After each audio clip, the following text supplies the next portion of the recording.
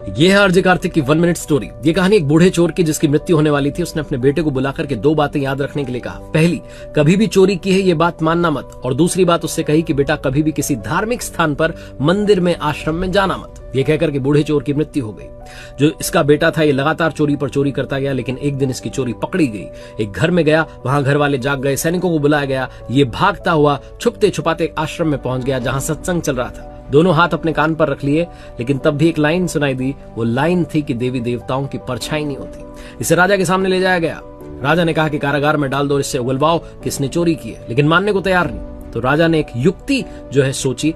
उसने एक ठगनी को बुलाया और कहा कि आप देवी का रूप लेकर के जाओ, भगवान के सामने तो सब सच बोल ही देते हैं। जब देवी बनकर के वो ठगनी वहां पर पहुंची, नकली शेर पर सवार होकर के, हाथों में मशाल लेकर के, तो ये जो चोर था ये सकपका गया। हाथ जोड़ करके कहने लगा कि देवी मां आपकी तो पूजा करता था, आपने दर्शन दे दिया। देवी जो थी, यानी कि वो ठगनी जो थी, वो पूछने लगी कि बेटा आप तो सच बता दो, क्या तुमने चोरी की है। तभी इसकी नजर जमीन पर पड़ी।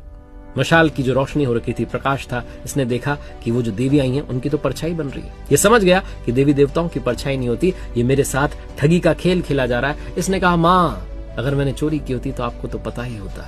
बाहरी सेनापति और सैनिक ये सब सुन रहे थे। वो समझ गए कि इस बेचारे ने चोरी नहीं की है, इसे वहां से निर्दोष करार दे दिया गया। बहुत छोटी सी कहानी, सिर्फ सत्संग की एक लाइन सुनने से चोर का जीवन बच गया। अगर हम जीवन में अच्छी बातें सुनेंगे, अच्छे कर्म करने लगेंगे तो जिंदगी सुधर जाएगी।